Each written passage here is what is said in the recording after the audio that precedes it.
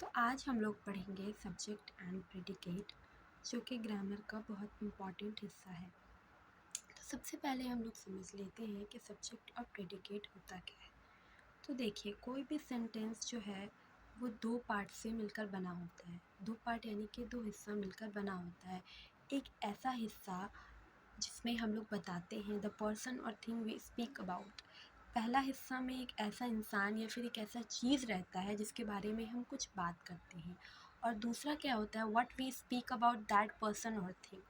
पहले में तो आ गया कि हम किसके बारे में बात करेंगे, और दोबारा क्या आ जाता है, दूसरा हिस्सा क्या आ जाता है कि हम उस चीज़ या उस इंसान के बारे में क्या बात कर रहे हैं। Consider the following sentence. ये जो नीचे सेंटेंस दिया हुआ है उसे हम लोग जैसे कंसीडर कर लेते हैं।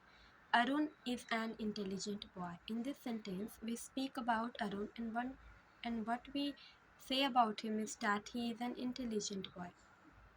तो इस सेंटेंस में हम किसके बारे में बात कर रहे हैं?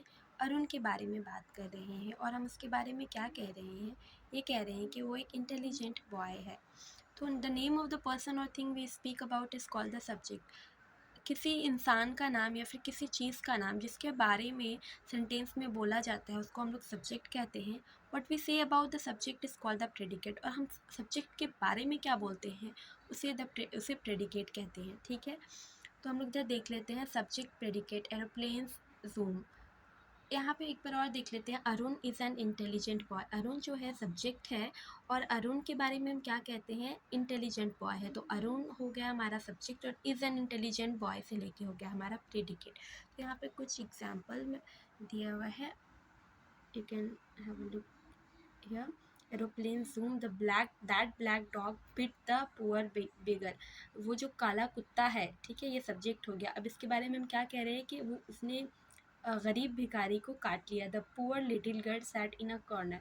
वो जो गरीब सी छोटी सी लड़की है वो कहाँ बैठी, वो कोने में बैठी। हम लोग किसके बारे में बात कर रहे हैं, गरीब लड़की के बारे में। और क्या बात कर रहे हैं कि वो कोने में बैठी है।